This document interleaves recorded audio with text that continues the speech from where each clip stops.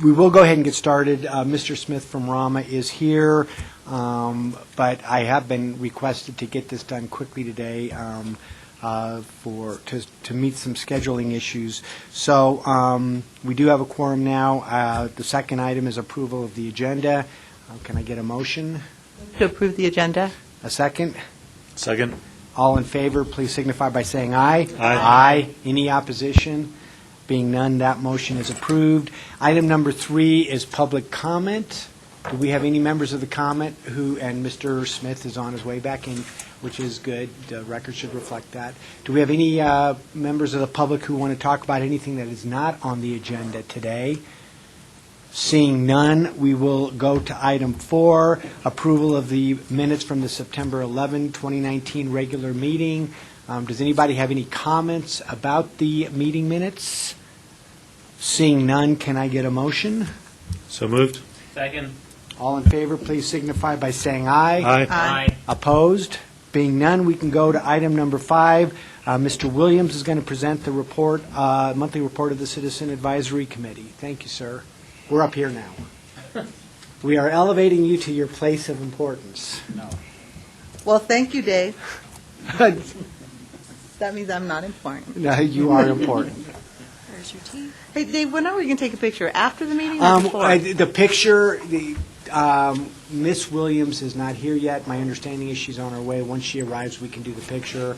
The request for the picture is to be taken outside. So when Miss Williams arrives, we'll go ahead and have the picture taken. Okay, thank you. Good afternoon, board, members of the board. Welcome here. You're going to hear from what we did last week, and I want to explain to you we had less than an hour meeting, so it should take you about 20 minutes. Stay with it. There were no public comments, and the monthly financial reports were for information only. We had 3 contracts approved for the city of Colorado Springs, where 2 were for maintenance, and 1 was for some traffic engineering. The traffic engineering was for a dual bike lane from Shook's Run on Fountain up to Wasatch, and both lanes of the bicycles going north and south, I guess, are on the north side of Wasatch. They were approved unanimously by the CAC. Then El Paso County asked for a contract for engineering of Beacon Light Road, and it's the intersection of Beacon Light Road and County 105, and they were awaiting, and I understand they've gotten some information now from CDOT of what they're going to do with the bridge, and that affects the design. So that is underway now, and the Beacon Light project is one of their capital projects as well. City, we got a transit update that was information only. PPRTA 2 capital status projects. I don't remember where you're at with this. We got it in a new 11 by 17 format. Mike, I'd like to commend him publicly. All of the CAC really appreciated the way it was written. There was just one negative comment. It was basically the color were not blue and orange of Broncos, and we figured it might be because it was slow start. He might change the color. Seriously. The City of Colorado Springs, we had an item number that was for discussion only. After the discussion, the CAC unanimously approved that they proceed, and it was for safety reasons. It would be a program item done under program management. It could be considered a part of a B-list project, but it is not. They're just using a number, a list, and using it to fix an item that would be considered a safety item. It's an intersection improvement. It's done frequently throughout the city, and kudos, it was, and I would like to repeat, it was unanimous. We got the quarterly report, the definitions of maintenance and capital projects was postponed till next month. One of the members asked to have an opportunity to review it, that they had been unable to. That was a staff member. And that pretty much covers it. Any questions? I do have a follow-up, but does anybody else have any questions? Just if you could clarify the program management question. The intersection, as I understand it, is at Mark Shuffle and Dublin, is that correct? No, sir. Is it The intersection is at Peterson there. Peterson and Dublin? And literally, I have been told, I have not personally been out there yet, but there is a fire station at one corner and a school on the other corner, and there have been several accidents and near accidents there. So they're going to use intersection improvement, a program list on the A list, to improve the intersection, actually make it suitable, compatible, what is a B-list project. And the A-list component is the intersection safety addressing that, Yes. correct? It is arguably also part of a B-list project, which is the Dublin to Mark Shuffle improvement, but that's not the reason the CAC approved it. The CAC approved it because of the A-list intersection safety issues. Right. And the B-list actually lists Peterson Road as the beginning of it. Peterson Road intersection and Dublin to Mark Shuffle is the B-list item, but it doesn't define what the B-list, where it starts. Okay.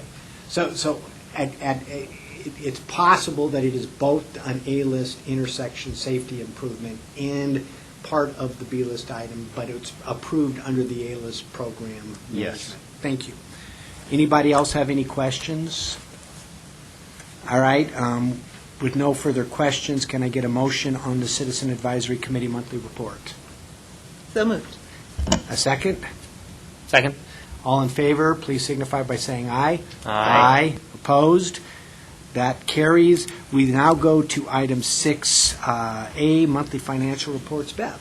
Good afternoon. So for the month of August, sales and use taxes were $10,005,000, and so that made it almost $859,000 over the monthly budget, and we're over the year-to-date budget by $7,037,000, or 10.8%. And then on page 2, compared to last year's actuals, we are ahead year-to-date through August $4,061,000, or almost 6%. Does anybody have any questions about the financials? Could you restate those two things? You're up, for the month, you're up Oh. 159. Here you go. It's right.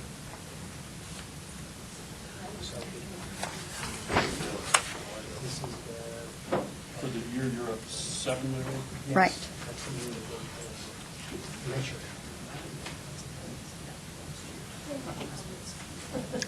Okay. So then my next item is the 2020 budget. I placed a copy at everyone's seats. It's required by law that you receive it by October 15th. And so you're receiving the 2020 budget. And then today, I'm asking the board to set the public hearing date for December 11th at the regularly scheduled board meeting. Any questions about the budget receipt itself? Seeing none, can I get a motion to set the budget hearing date? So moved? Second. All in favor, please signify by saying aye. Aye. Opposed? That carries. Thank you. So much. Mr. Williams. So I note the proposal keeps the administrative fee at, I think, 0.71%. Is that correct? Correct.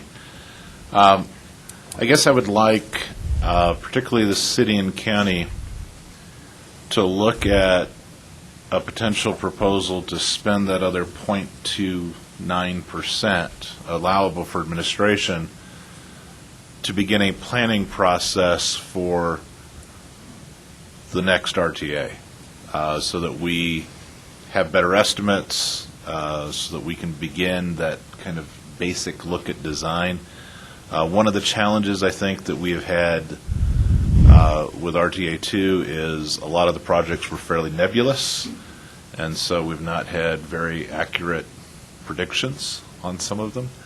And I think that's an appropriate use for the administration 1%, particularly as we begin that second half of RTA 2, to say, is there a way we can use these funds to better plan for the next one? You can't use project funds for it. They don't fit in maintenance, but they do fit in that administration component. And so I guess I would like city and county to maybe talk and say, is there a way that we could address that and use some of that money to do some planning for the next phase of the RTA? Before I get, my response is, Jennifer, is that an appropriate use of funds? So if I'm understanding correctly, it'd really be working towards an election, which an election expense would be part of the administration budget, so. It would be appropriate? Yeah. Okay. I think that's an appropriate, I would expand it a little bit further to what, but I think, I'm sorry, I would expand the scope to include really what, not only just what are the projects that we want to include and what are the design parameters of that, but really where is RTA going, where do we want it to go, and things like that. But I think that's a really good idea, Wayne, so I would approve. I would agree with that. Mr. Gonzalez, I'm sorry. Thank you, Mr. Chair. So I think it sounds reasonable to start those discussions. I'd be concerned about starting any actual use of funds until perhaps the start of the new year budget. Okay, you didn't kind of imply when that should start. Okay, thank you. I concur with If I can clarify, we're talking about what the budget should be, and so we need to budget the funds for the next year. So that would be a. Mr. Smith. Thank you, Mr. Chairman. Did I understand correctly, you're looking at approximately $2.9 million? Or did you even name a figure? I'm sorry. What would .29 be, bad, roughly? Roughly 290,000. Yes. On a $100 million budget, 0.29% would be roughly okay. Yeah, 290,000. Give or take.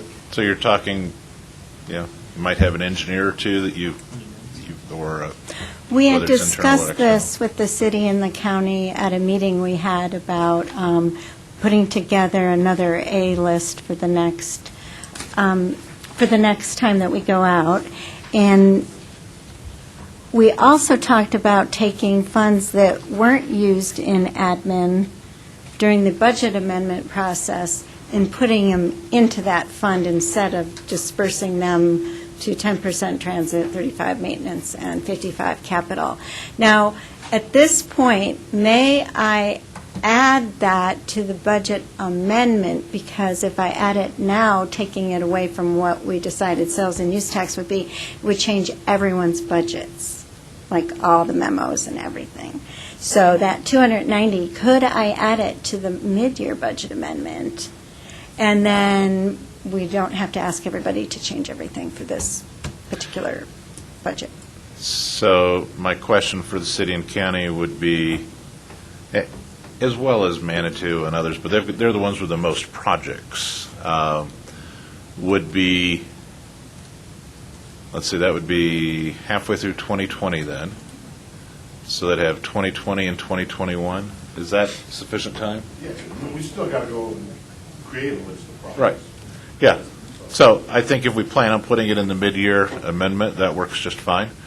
And I think from hearing from city staff, and I presume for county staff as well, yep, we're getting the okay that gives them enough time.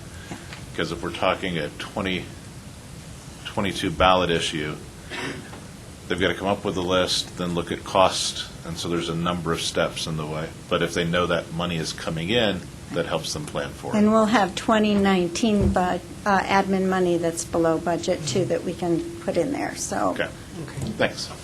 Andy and then Mr. Smith. Andy?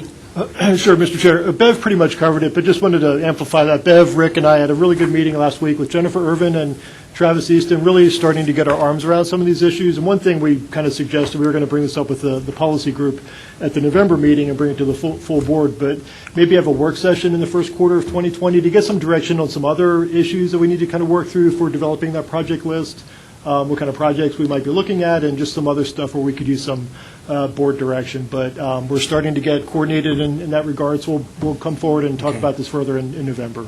Thank you. Mr. Smith? Thank you, Mr. Chairman. I'm going to repeat a comment I made in a PPACG meeting this morning, and that is that good, clear communication with voters is essential. And if you're going to do that, you have to have good information. Mm-hmm. So I think this is an excellent use of the funds to do that and to be well prepared when you give them opportunities to decide what projects they might want.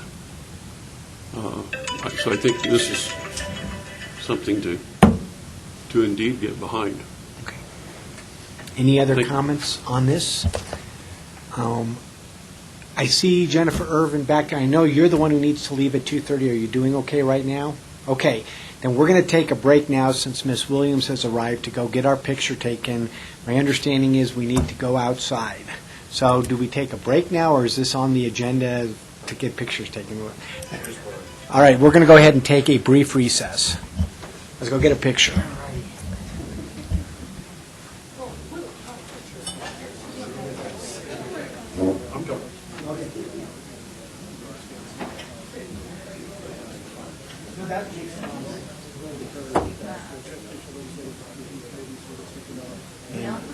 Yolanda's over there, right? Yeah. It's okay. All right.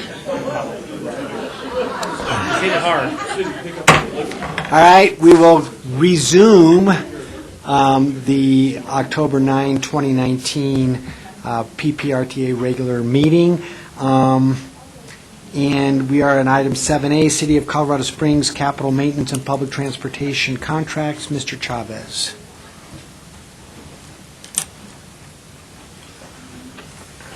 Good afternoon, Board. Mike Chavez, City Engineering. I got 3 contracts for your review today. The first one is it's a contract for $75,000 for Lucky Dog, and that's just to do pipe inspection with closed-circuit TV throughout the city under various pipes under roads. As part of street operations, inspection program to see what they need to take care of. Next item is a cured-in-place pipelining contract with CNL Water Solutions for $320,000, and that's for a road under Mirage Drive and Marlin Street down in the southwest part of town. Any question on that? And then the last item, we have a construction contract for $98,000 for Ogunic Enterprises, and they're going to be putting basically it's bikeways on Fountain Boulevard between Wasatch and Shooks Run, the Shooks Run Trail. Basically, it's a two-way track that's on the north side of the road. It's actually outside the roadway. We're not narrowing the road. It's outside the roadway. And it's just a connection to get people from the Shooks Run Trail over to the bike lanes on Wasatch. Move approval of 3 contracts. Seeing no questions, all in favor say aye. Aye. Opposed? Thank you, Mike. Thank you. Item 7B, El Paso County, Ms. Irvin.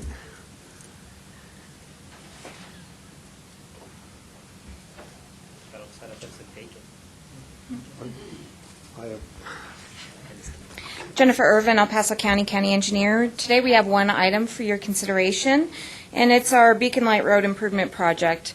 We started this project with some planning by the county even before this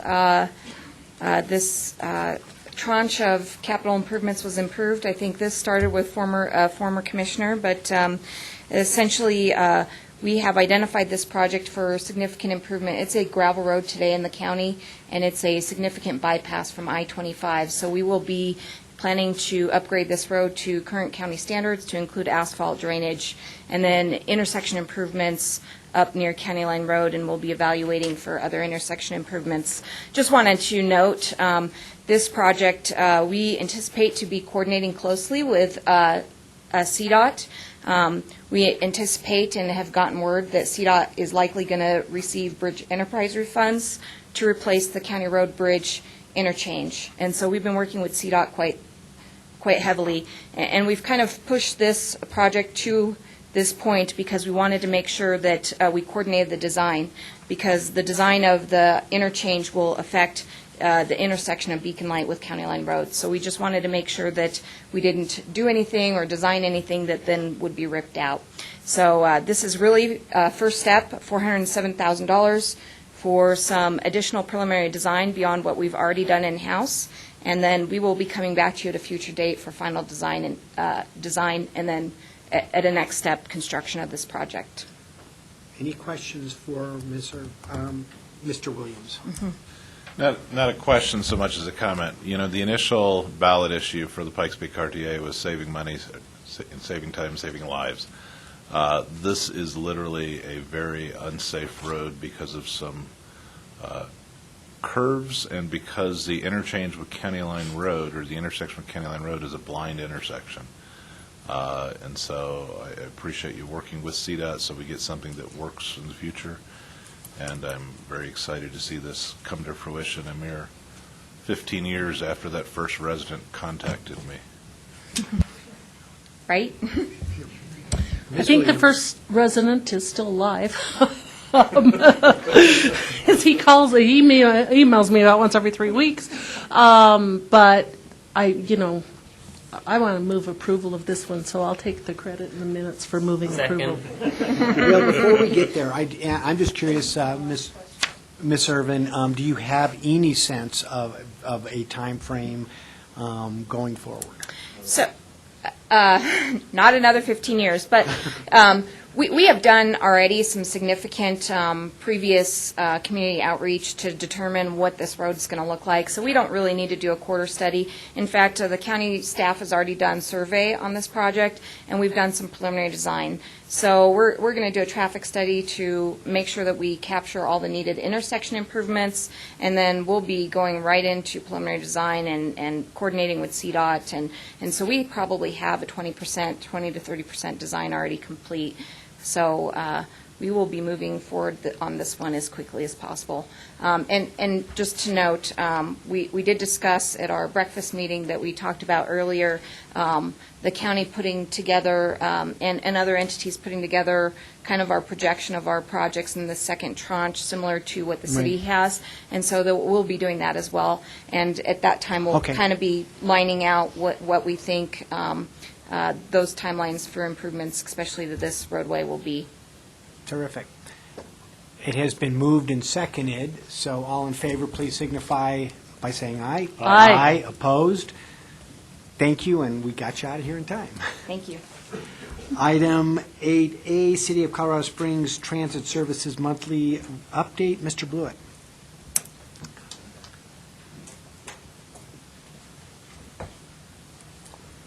Good afternoon, Brian Vitulli. Brian Vitulli with the City of Colorado Springs. Right. It's okay. He's written it down here. I wasn't offended too much. Yeah, thank you. Planning Supervisor with Mountain Metro Transit with the City of Colorado Springs with your monthly transit report.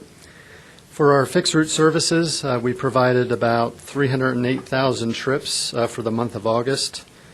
That's an increase of 4.7% over August of 2018. And looking at the bar chart, both July and August, and most of the year, we're on a really good upward trend ridership-wise. July and August, the highest ridership months over the last 3 years, so we're really happy with that. Since we just closed September, you'll see this next month, but it looks like September has another good upward tick in ridership. So we're very encouraged by that. For ADA-powered transit services, we provided 13,700 passenger trips, which was a decrease of just about 8% for ADA ridership. For our van pool operations, we operated 25 van pool vans in August of this year with 150 full-time participants, and that was a slight decrease of 2.25% from that same time period. Project update, we're in the middle of our two major planning projects. Our 2045 Regional Transit Plan, which we're doing jointly with PPACG as they're updating their Specialized Transportation Coordination Plan. We've had 2 stakeholder meetings so far. We've had a series of focus groups. Last week we had some additional dialogue with some of the specialized providers. We're looking to have our 3rd stakeholder meeting sometime later this month. I believe it's October 23rd. And we're doing this as part of PPACG's update to their regional transportation plan. So this will be incorporated into the long-range plan in January, but we're looking to have a draft very soon to review. We're very pleased with the progress so far. A lot of good dialogue on both the transit side and the specialized transportation side, and we're looking forward to some really good recommendations coming from that. The second study is our North Nevada Avenue Transit Connectivity Study. This is looking primarily at the North Nevada corridor north of Fillmore and to just north of Garden of the Gods, Austin Bluffs Parkway, but also how transit transitions north to UCCS and south to downtown Colorado Springs. So we're looking at identifying a preferred alignment to operate perhaps a higher level of transit in that corridor. So we'll be looking at alternative modes, perhaps express bus, bus rapid transit, streetcar. So we're looking at all of those alternatives. The consultant team will be developing some proposed service levels. So we're, currently we do have 2 routes that operate in and out of that corridor, providing at some points 15-minute frequency. And they're also using the projections from the small area forecast that PPACG has done for population and employment projections looking out to 2045. So, the recommendations could say that it doesn't warrant a higher level of transit service now, but maybe in 2030, 2040, 2045, we could be looking at, bus rapid transit light or perhaps a streetcar. So these are all the questions that we're looking to answer with this study. So we've had 1 stakeholder meeting so far. And with the North Nevada study, we have a technical advisory committee and a citizens advisory committee. And so we're looking to have another series of advisory committee meetings next month. And in your packet, there are links to both of these projects' websites. So if you want to get more familiar with the projects, feel free to visit those links below. Are there any questions? Mr. Smith. Thank you, Mr. Chairman. Brian, did you state this morning that you're getting 3 electric buses? Yes, we have funds through the Volkswagen Settlement Fund to purchase 3 battery electric buses and the charging infrastructure. And so we're going through the scope development and procurement process now. Probably, there's a 12 to 18 month delivery schedule usually, depending on what vendor we select. So we could be looking at those in 2021 sometime. Will they haul the same number of people, or do you know yet? Well, yeah, so that's an interesting question because most of the dialogue around battery electric buses is focusing on range. And if you have a larger bus, you can put more battery power in those buses. So depending, a lot of our routes do cover a lot of mileage, in a day's worth of trips. So we're hearing anywhere between 150 miles and 175 miles per charge per vehicle. So we have to be aware of how we deploy those buses and what routes we put them out on. So if we do go with a smaller vehicle, a 30 or a 35 footer, that means that range comes down a little bit. So we're probably looking at 40-foot vehicles just because they have a longer range. So none of them are hybrid? No, we're looking at full-on battery electric bus. Okay, thank you. Ms. Avila. Yeah, Avila. Avila, I know, I'm sorry, I apologize. Avila.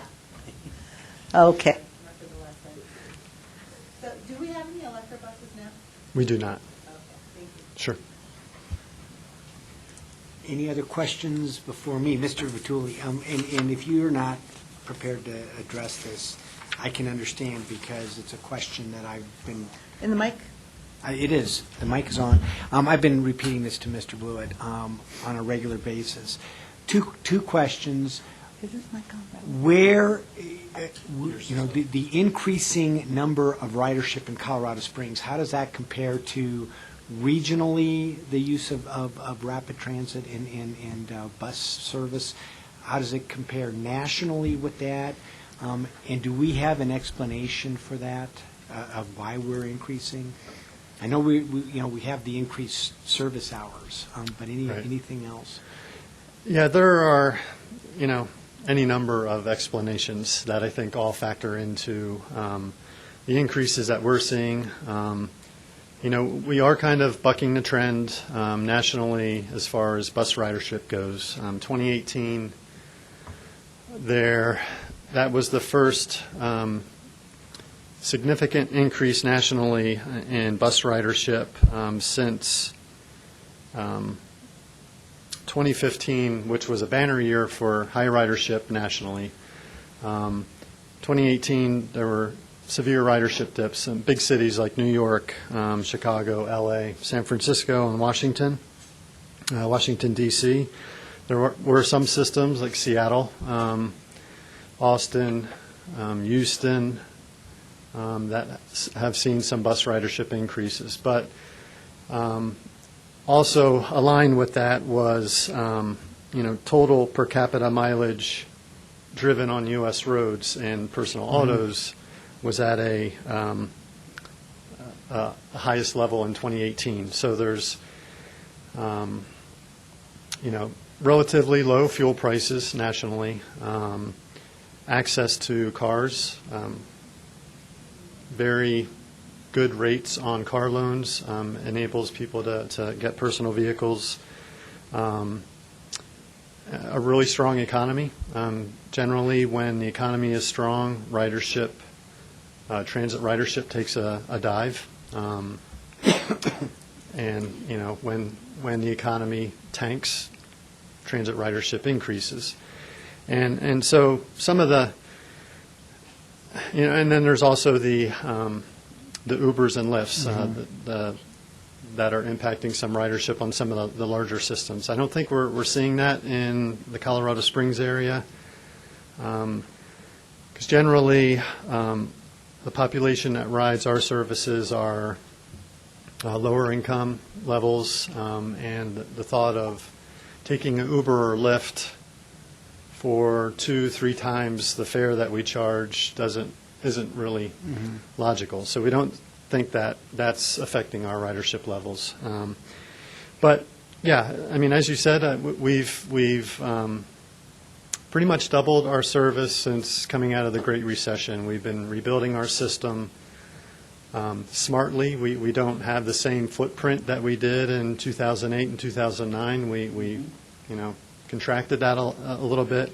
So we've been focusing on improving what we have by adding frequency, adding a lot of off-peak service, so weekday evening, Saturday, Sunday service, when most of our riders really need a higher level of transit service, because our riders are not Monday through Friday people working 8 to 5. Right. They're working weekday evenings, Saturdays, and Sundays. So we've also really increased access to our system by improving sidewalk conditions and bus stop improvements. We were just recognized last month by the Colorado Association of State Transit Agencies for getting the Large Community Transit System of the Year. And the highlight of that was adding a mile and a half of sidewalks, bus stop improvements, better shelter pads, bench pads, giving people better access to our system. So we'd like to think that, it's a lot of the improvements that we've been making over the years, and it's certainly that, but I think, coming from a system that was slashed in half in 2009, 2010, we're getting back to where we were before that happened. So it's a cocktail of options. And this may end up being related, but just some information, an information item to be presented, sometime in the next month or two, would be follow-up of how we are doing with the Pikes Peak Community College fare supplement that we added about a year ago, I think, a little over a year ago, and see what the ridership is there and whether that's succeeding or not. So we do have a college pass program. Is that what you're referring to? That's what I'm talking about, because we added PPCC, I think, last year, wasn't it? Yes, yeah, and we also have UCCS and Colorado College. They were on there before, so I'm just curious Right. what PPCC is doing and how that is being utilized by the students there. Okay. Any other questions? Mr. Williams, and then Ms. Avila. I'm trying. I know you're I'm German. Geislinger. Well, good for you. Mr. Williams. Yeah. David, you are in trouble. You are, I think part of that discussion is kind of reflected very well in the fact that the Saturday service is where most of that increase in ridership is taking place. And it reflects that, we're able to actually provide a better level of service. The city budget does propose that we continue to meet that obligation again, and I'm confident that my colleagues, I can't force them, but I'm confident that that will indeed be funded in the budget that goes forward. Force us. What? Force us.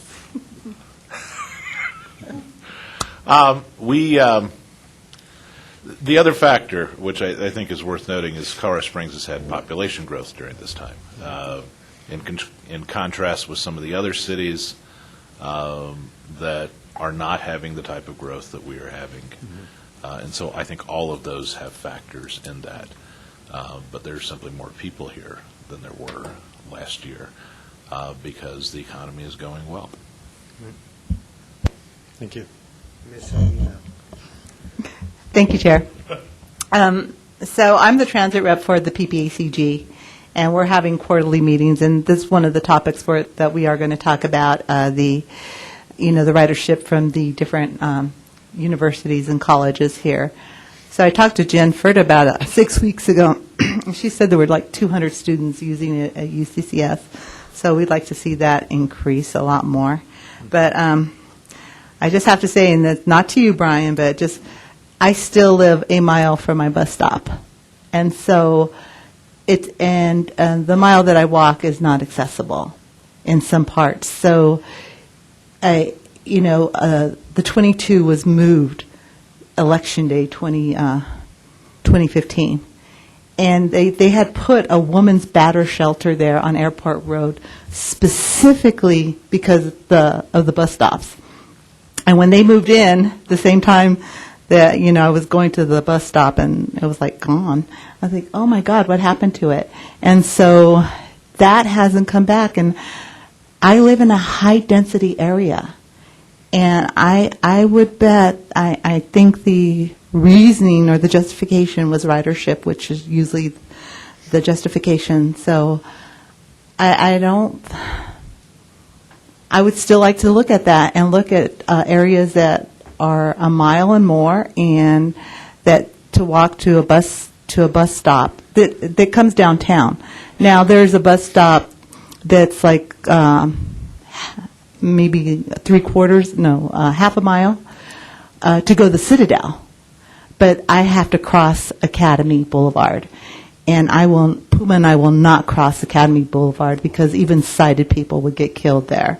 So sometimes when I'm at the Citadel, I will take the bus going south because it's on the same side of my road. So I think another thing I just want to bring up is that the way that we're developing our PUDs, and they're not meant. We're developing now, but it's not in mind with what's going to happen in 10 years. We're so spread out that it makes it economically like you can't do it, provide transit to all areas of the city as we keep annexing, as we keep growing, and these developments. And we don't design these developments, city or county, especially the county. They don't design those developments for future transit stops to go into neighborhoods. They're usually going to be out on if they end up having transit in the future, they're going to be outside on the big streets like they are now with Academy and Airport. No, they're not on Airport, but Circle or, so it's real. I'd like to be more far-sighted about this and support our transit system for future developments in city and county, that when they're developing these residential areas, that they really put in there for transit, because right now they're like, oh, we don't have to worry about transit because we're not even going to look at that for 10 years until after 10 years down the road.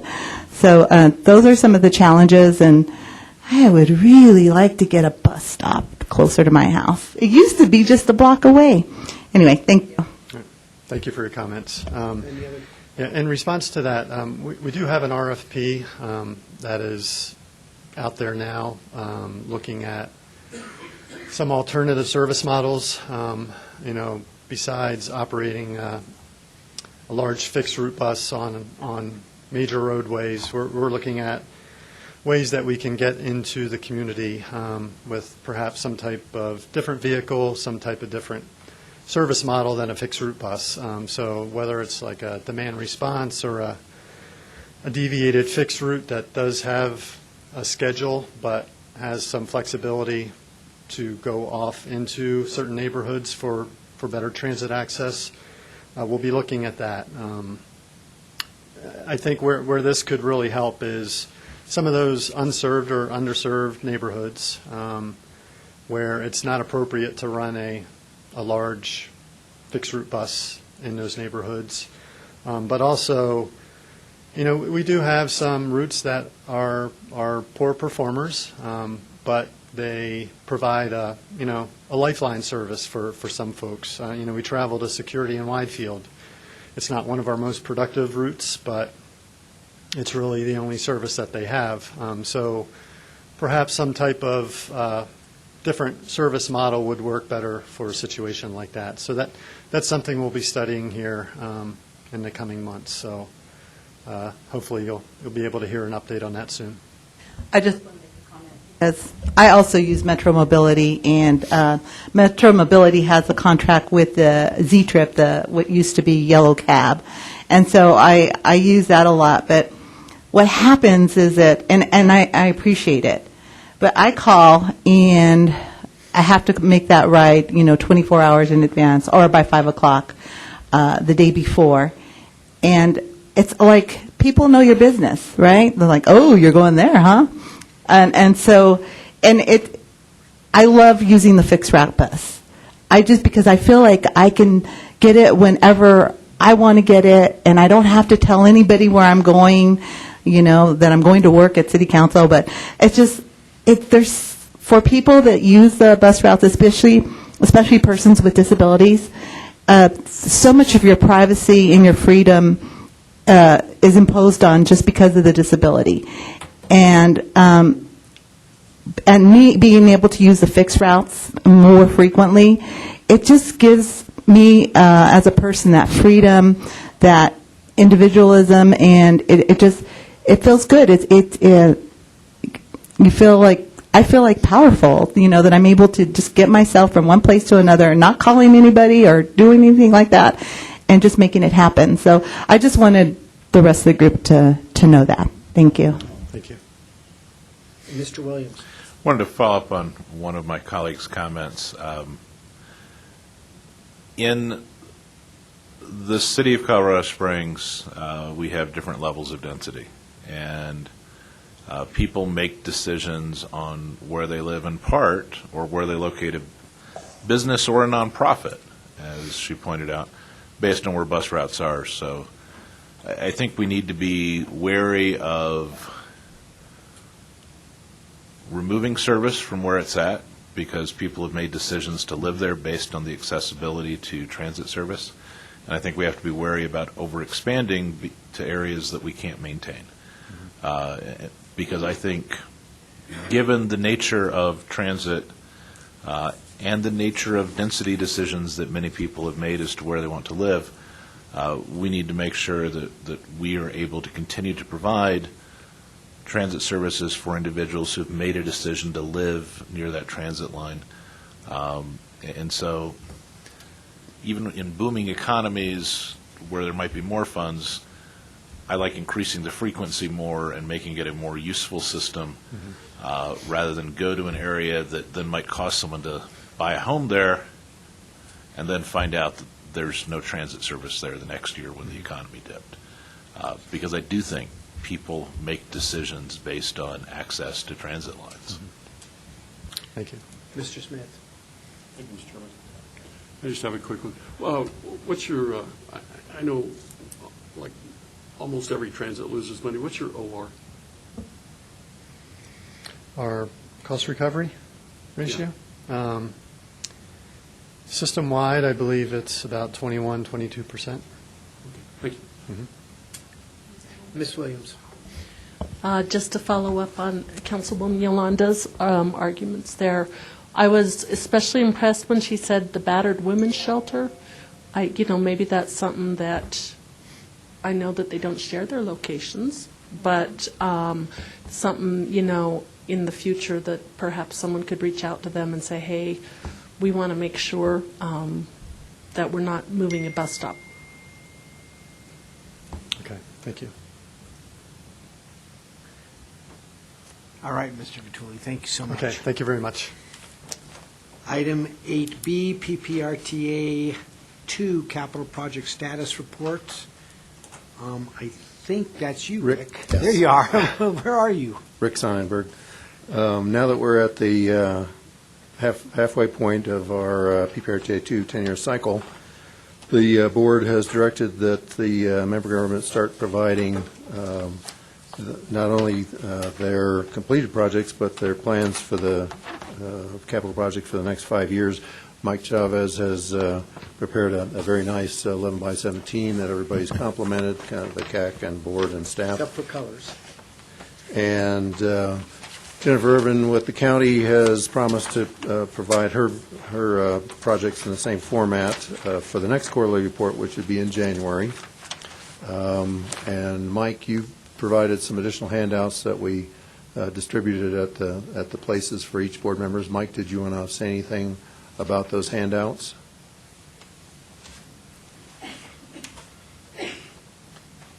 So this is a work in progress, and we hope to improve it each quarter and hope that the January presentation is much improved. Good afternoon, Mike Chavez, City Engineering. So basically what I handed out earlier is just kind of a refinement of what's in your package. So what we have is a city map that shows the different project locations, also the status is symbolized by different shapes. So we have completed projects, construction, what are in design, and what we still have to start. And then the list of the projects. This is just the A-list named projects is on the map. Then the bar chart just kind of shows our tentative or proposed schedule for getting these designed and constructed through the end of the program. Again, it's just a little bit refined version of what's in your packet. I did also put kind of our budget, kind of our proposed budgeting through 2024. And I think of note, what I'd like to show is that we're getting through the A list by 2023 budgeting-wise, still funding the traffic and the transit programs through 24, but we still show that in 23 and 24 we've got $12 million and $30 million respectively of reserves that we should have for either A-list overages or B-list projects, or if the county needs money as they get to theirs. So that's just kind of a rough projection. Any questions for Mr. Chavez? Mr. Williams? Mike, thank you very much. This is a very helpful and very useful format and presentation, so I appreciate it.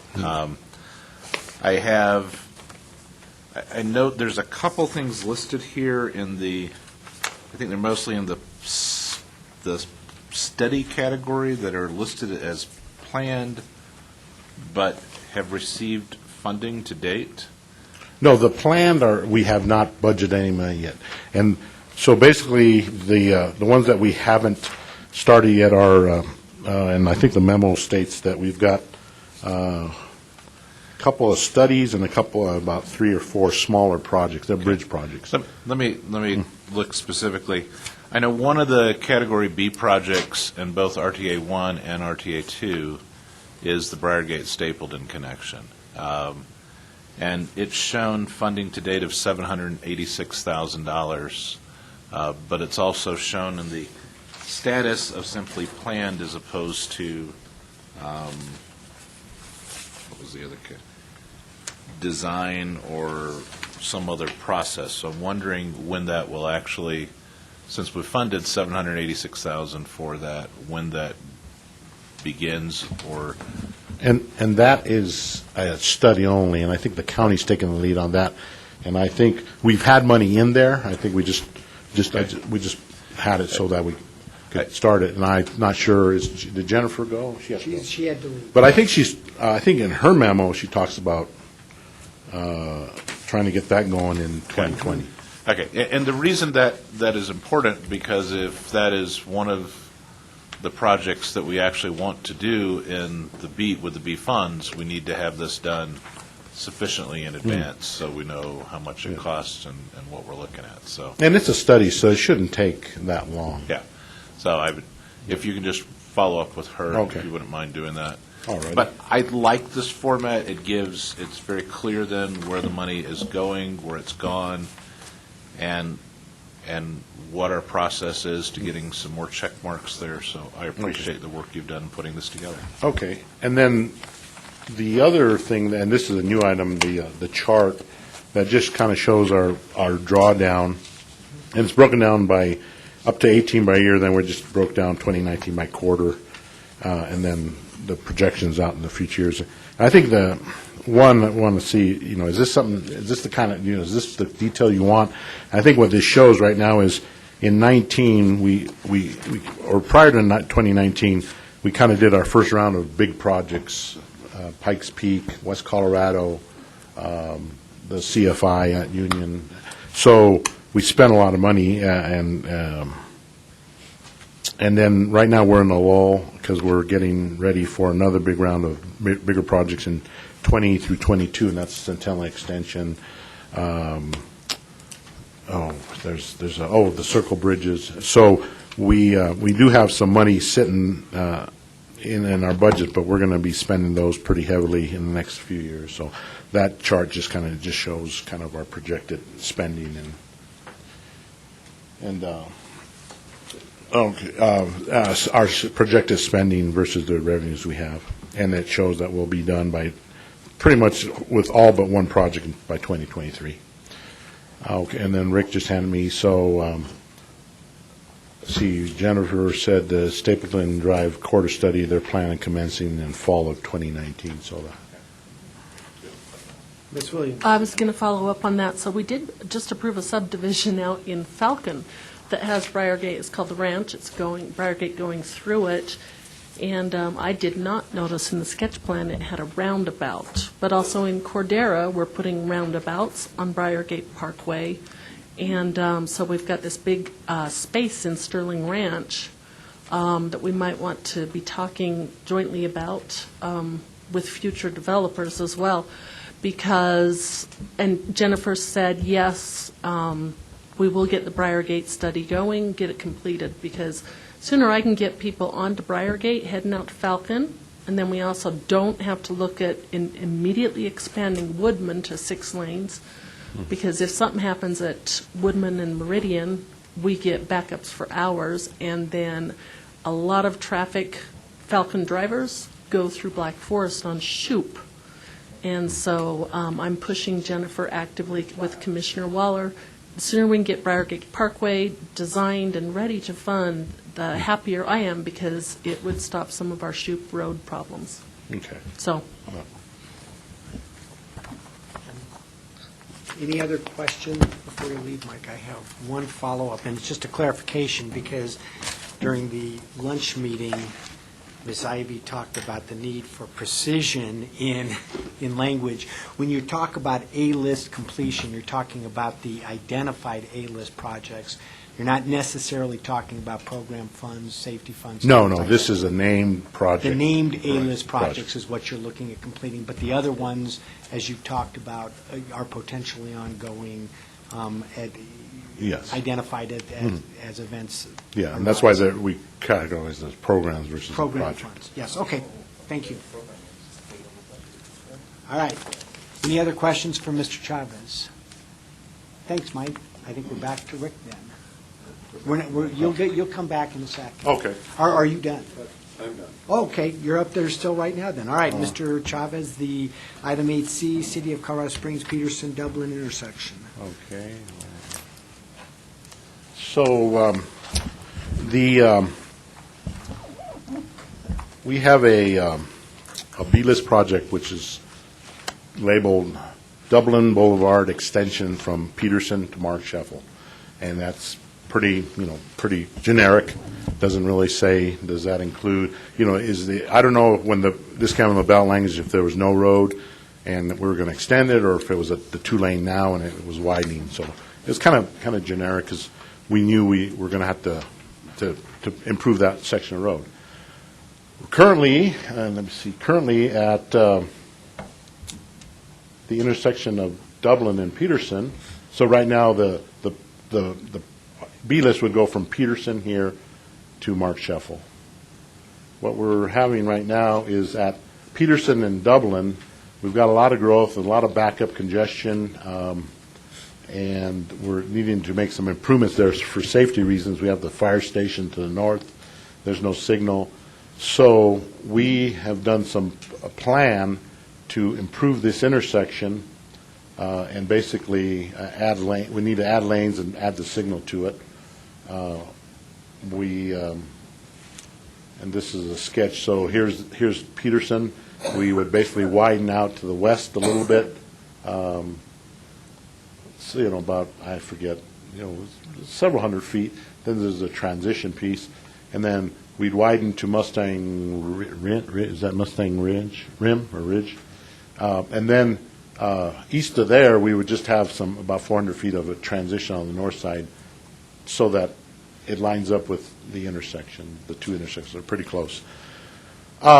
Being that the extension was a B-list, I wanted to come to the board and see if we could get approval to do these intersection improvements, because they're needed from a safety concern, and we're looking at using the traffic, roadway, and safety program funds to do this work. We have a design.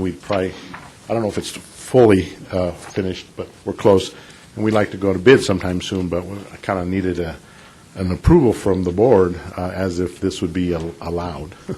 And I'm going to challenge you again, as I've been trying to challenge. As I understand this is an A-list project for intersection improvements and safety issues that is also a named B-list item. But Well, it meets- it okay, meets- so, yeah, so basically, the B-list project is the extension of the road from Peterson to Mark Sheffel. What we have now is a situation where we have an intersection that, because of the growth around the area, is failing, is dangerous, and so we want to use the A-list traffic program funds to address the specific safety issue, which is why those program funds are available. And so we would use the program, the roadway and safety program, to fix this intersection. And I think that clarifies, I'm looking at Ms. Ivy, because Ms. Ivy was asking that clarification be taken, that something can be both an A-list program and an identified B-list. And this, as I understand, Mr. Chavez, is the issue that Reb was talking about that received unanimous approval from the CAC. Yes. Okay. Mr. Smith and then Mr. Williams. Thank you, Mr. Chairman. Is there a school near there? Yes, there is. I'm not real familiar with the area, but there is a school that. There's a high school, there's over off of, I think Mustang, there's a charter school, and there's also a Chick-fil-A now, too, which also causes its number of problems, too. Don't run over the chickens.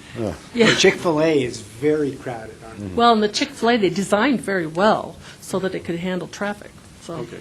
Mr. But I just wanted to point out the safety concerns that were already identified, but we're talking about school kids here. Right. So that was the point I was trying to make. Thank you. Mr. Williams.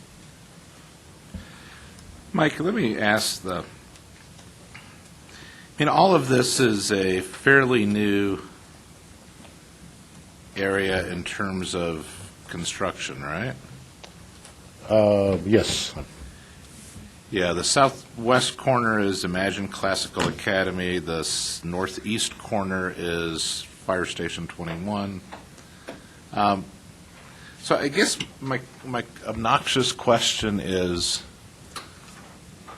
why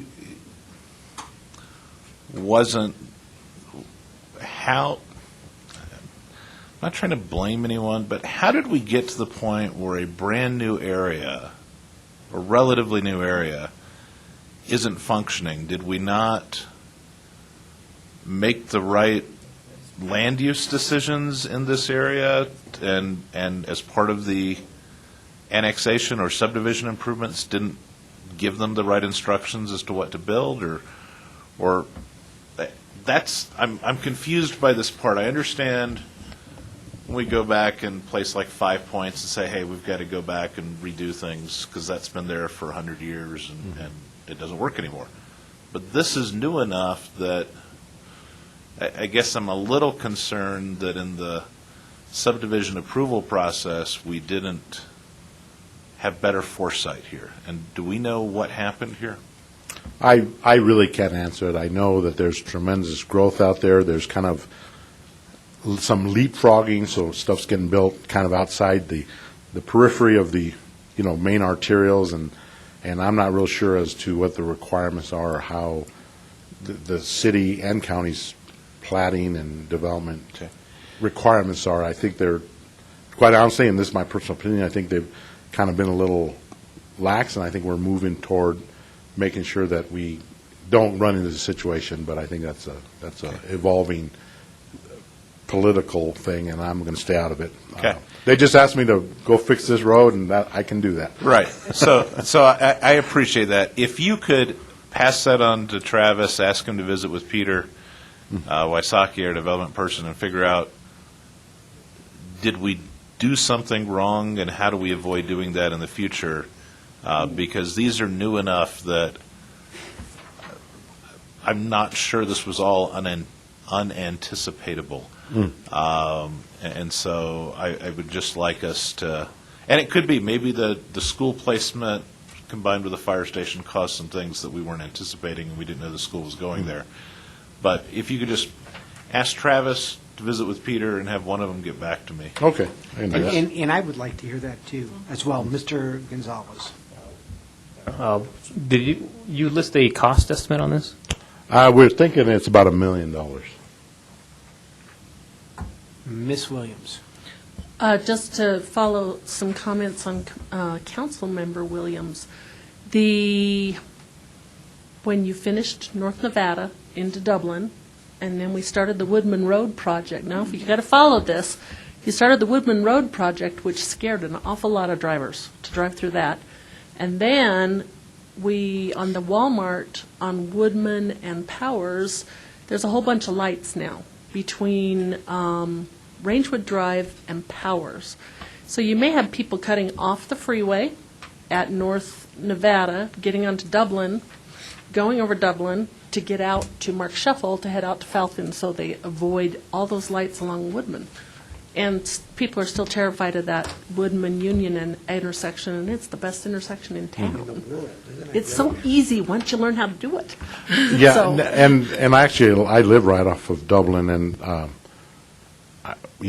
people were concerned when we connected Nevada to Nevada, but I like it because I can avoid Woodman. Woodman actually is working pretty good, and even when I go those lights that you mentioned, I haven't really seen an issue going through.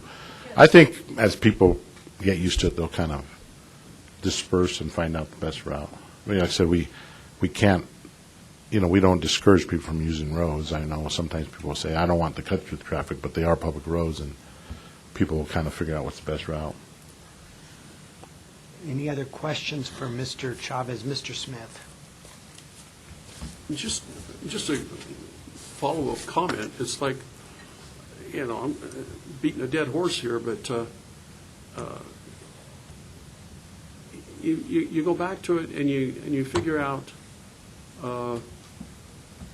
why it happened and take steps to prevent it from happening again. Yeah, and I'm sure that there's more than one governing authority, and I understand that. But at some point, before you put up a new school or a new Chick-fil-A or a new something, you say you're going to pick up the tab for this. If you want to plot down a new tent here, it's going to cost you $1 million because we're going to have to redo this, or at least you're going to have to pick up the tab for at least part of it. Meet us halfway at the very least. I don't know. Maybe I'm crazy. Thanks. And Miss Williams, go ahead. I'm sorry, it's a real quick one about the schools. We're trying to be more communicative with charter schools in the future because of the number of cars that come in around them. And I don't know what the city does, but we are in the county. Mr. Williams. Well, you're half right, Mr. Smith. We should tell that. Well, that's 50% gain over most of the time. So the commercial developer, yes, we can tell that too. The problem is, under Colorado state law, schools do not have to go through the land use approval process. And so we have schools able to build without doing traffic plans, without meeting city requirements, without meeting county requirements. And then you had a law a few years ago passed in Colorado that bans students from carpooling, designed to address safety issues, so a 16-year-old can't bring their friends to school with them. Sure, which makes sense. which now means the parent takes the kid to school and leaves, so you essentially quintuple the number of trips in some cases. But they don't have to go through the planning process, and as long as the state has that requirement, as long as they have that requirement that they don't have to talk to us at all, they don't have to meet our land use approvals, then there are going to be problems around schools. So this is an information-only item, I believe, but are you looking for just general direction? Well, This is approval? I guess what I'd like to see is, do you want me to bring this as approval in concept next month, or just show up when we have a contract with the contractor? I am okay with this as an A-list item. I'm just, I understand the concern, and thank you for bringing that up. I guess I would ask for any opposition to this, because it does benefit a B-list named item, but I'm okay with this as an A-list item. Ms. Williams? I'm okay with it as an A-list item, but I can't steal any more money from Commissioner Gonzalez's Academy Boulevard or... No, we're good. We're Okay. not asking for... So then I'm fine with it. Is there anybody who He's has going to a- get all his money back. Is there anybody who has a problem with this approach? All right, I think you got your direction there, Mike. We're good to go? It does, I don't see anybody having any Okay. problem, and we're giving the option, and we have 2, 4, 6, we have 8 representatives here, so. To move forward on And this? it's a Okay. yes, All okay. right. Okay. Item, and thank you for bringing this up. I think this is a really good idea to be proactive. Well, no, I'm not going to, I said, no, I'm not going to bring any surprise to you guys. That's a healthier way to do it. Item 8D, City of Colorado Springs Rock Rimmon Reconstruction Update. It's Mr. Corey Forkus Cole Platt. Which one is it going to be? Looks like Mr. Platt. Okay. Oh, I'm sorry, you got what my wife has. I apologize. It's nasty. Where, Jessica, where's the, I'm leaving in 10 minutes. Okay, I don't and, think we have any more votes. oh, yeah, it was sent, I'm not sure if it's up there. We do have the packet All of right, it can- in our. yeah, why don't you? I'm sorry you don't feel good, Mr. Carcass. We're leaving Corey back there, huh? Mm-hmm, that's why I wasn't sitting by him.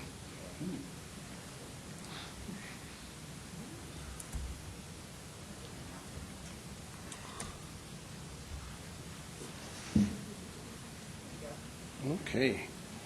Again, I'm Cole Platt. I'm with the City of Colorado Springs Operations and Maintenance, and I'm a program supervisor that's overseeing the Rock Rimmon Boulevard. This is our current work area. We've got a lot of these pictures are going to be older than what's going on out there because we're trying to update you guys every month.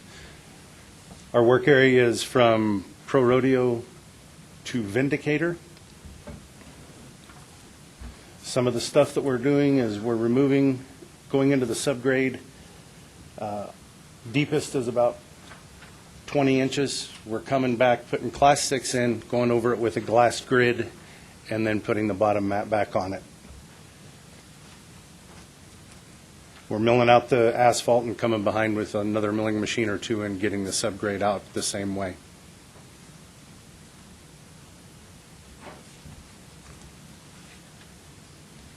Okay, that picture didn't come in right, but this is a wick drain, and you'll see that right in here.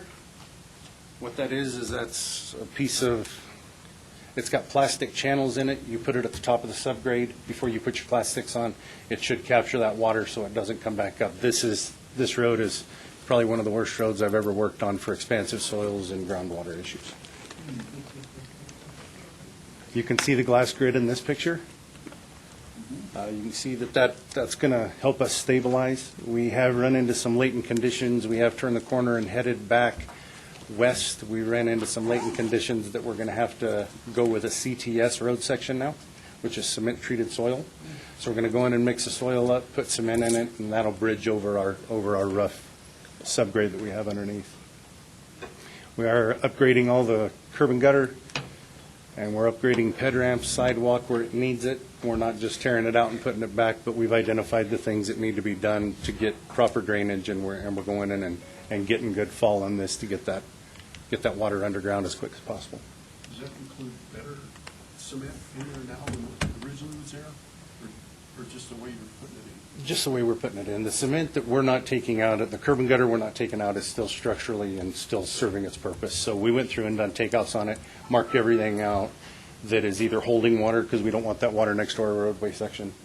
It's affect the life of the road. So we have run into some challenges out there. Rain kind of got us, and we had some subcontractor issues. The first 600 feet of sidewalk they had to pull back out because it was out of spec. We put in 800 feet of curb and gutter that was horrible, and taxpayers shouldn't be paying for that, so we had them tear it out and put it back in at their dime, on their dollar. So paid for it once.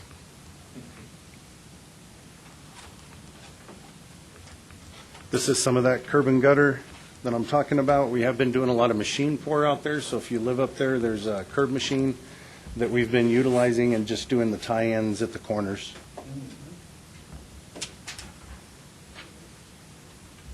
like I said, we're a little behind schedule, but the CTS should make up quite a bit of ground and then allow us to get back where we're finished by October 31st with the roadway portion of this. We may be doing some stuff behind curb, but the roadway will be finished by then. It should, if Mother Nature doesn't kill us. You can see you guys have got the package. You can see how much we've done. The glass grid will no longer be needed now that we're doing the CTS road section on the north side. And it starts right there at Tech Center. And that's just what we'll have coming up next month. And that's just some expense stuff. So if do you guys have any questions about that? Anybody live up there and want to throw things at me yet? So we haven't encountered any mines. I know they're up there. Okay. Mr. Williams. I'll just provide a witness. When I moved here in 1992, we looked at a home right off this road, and the soils were so expansive, the builders had to go in, tear out the concrete basements, and put wood floor basements in the area. And that had happened on a number of houses because of the expansive soils. So I appreciate the innovative ways in which you are trying to deal with that through some things I'd never heard of before this report, so thank you. Absolutely. And just to repeat the sage words of Mr. Farkas that I heard years ago, the biggest complaint is, when are you going to get to this? The second biggest complaint is, why are you still here? Exactly. When are you going to get here and when are you going to be done? This is a major road reconstruction, Right. so it is taking a little bit of time. All But right. in order to get it done right, we're not going to let them pour bad concrete in there. We're not going to let them do a bad job, so. Any other questions or concerns? I just have one. Yes, Ms. Williams. So, and this is just a comment kind of for the city of Colorado Springs. I don't know where Rock Rimmon ends and Woodman Road begins, but I don't know if we own Woodman up to the western mountains, but it would need some reconstruction too at some point. Old Woodman Road? Yeah, Off of where Delmonico turns into Old Woodman and goes around? that's it. That's the one. I know exactly, up in Peregrine. Yep. There's a short piece that is county, and the remainder of West Woodman is That's what I was going to ask the you. north side of that road is where county starts. Well, we're hopeful that you'll take the whole road in. And I was And gonna then ask- make the improvements. I could say something that I might, You probably should. And I was just going to ask Mr. Farkas, is there anything else that you would like to add since you are here? Okay. I hope you feel better. Thank you, Mr. Platt. All right. Thank you, guys. All right, item number 8E, City of Colorado Springs Monthly Change Order and Property Acquisition Report.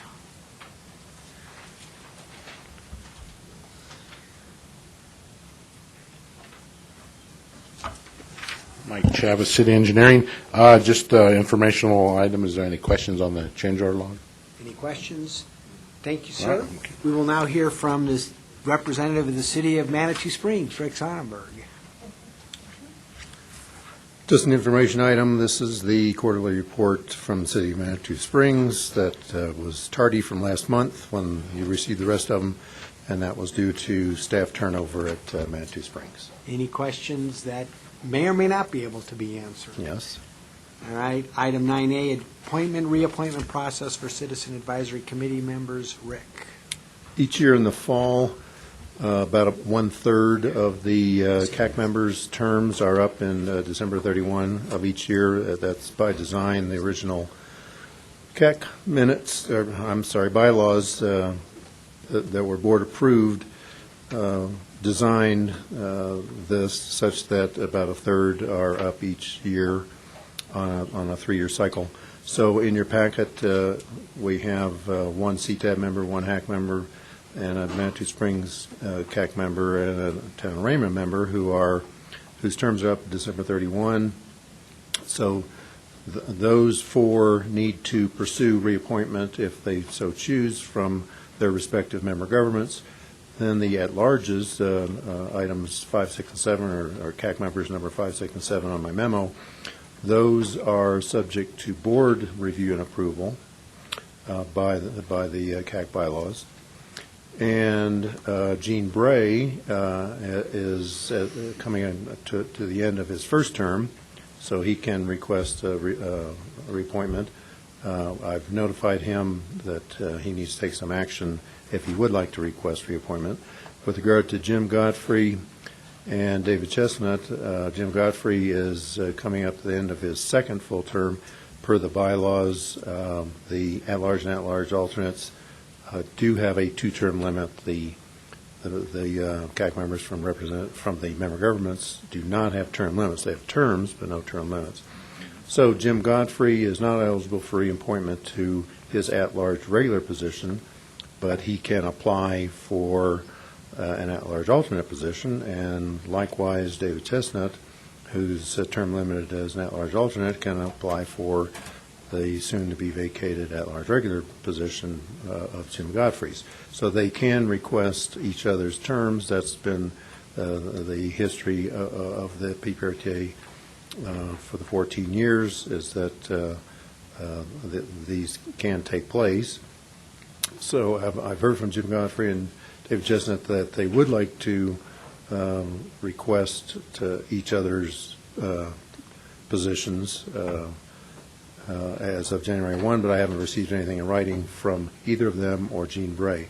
So the potential action by the board is to either, and we don't have anything in writing from either of the three, so that no action today, but with regard to those three, so you can either in November reappoint those three as I've indicated, or advertise and wait and see if the reappointment requests come in from Mr. Bray, Mr. Godfrey, Mr. Chestnut, and then compare with whatever you receive from an advertisement. So the potential action for the board today would be advertise or not.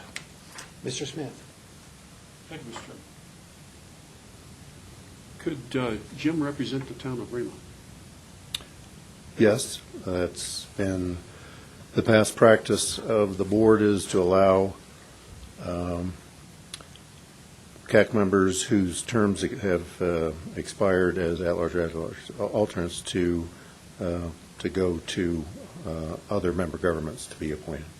That precedent has been set and is routine. Thank you, sir. Any other questions for Rick? I will share my thoughts and observations from our lunch meeting when we discussed this.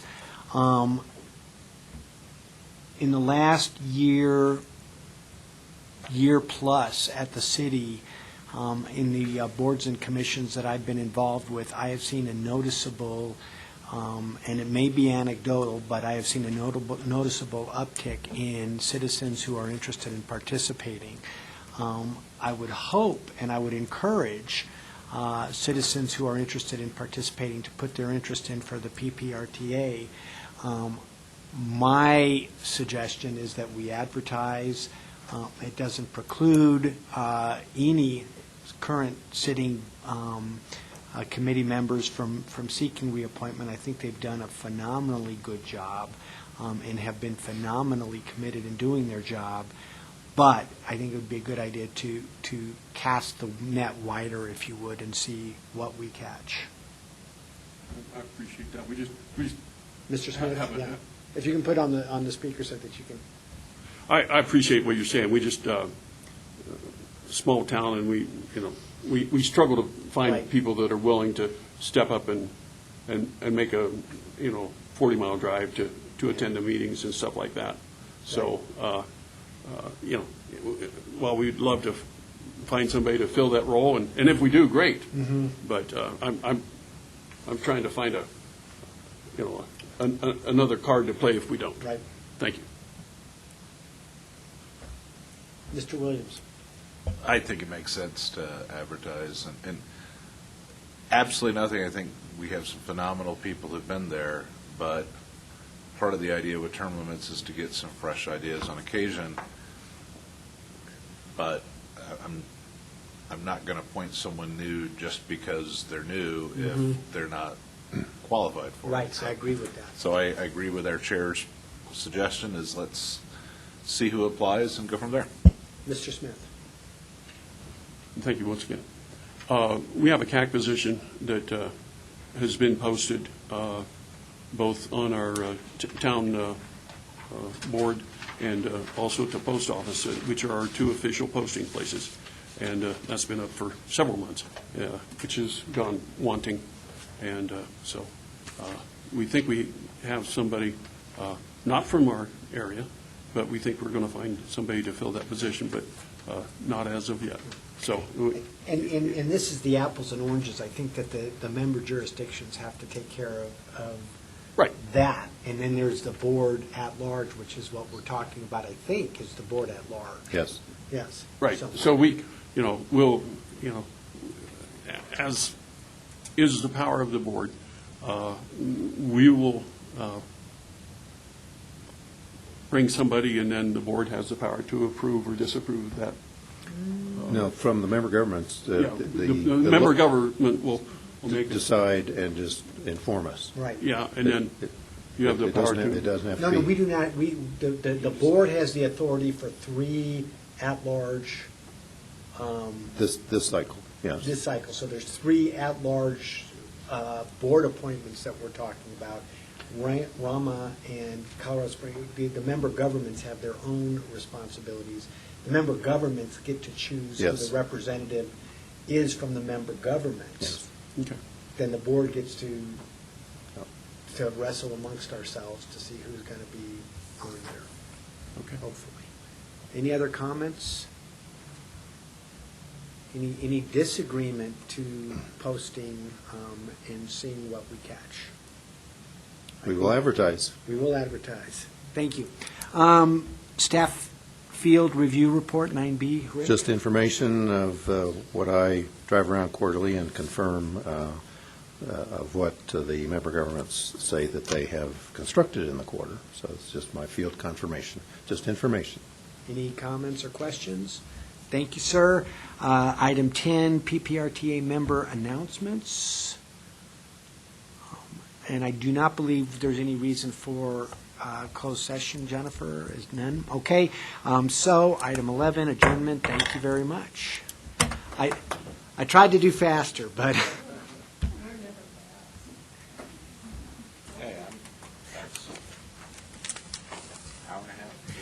I was being challenged to go less than an hour. But it's to get Jennifer out of here. Not this Jennifer Irvin needed to get out by.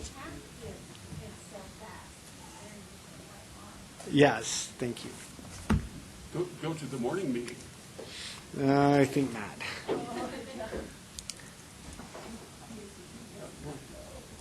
We got out in under 3 hours.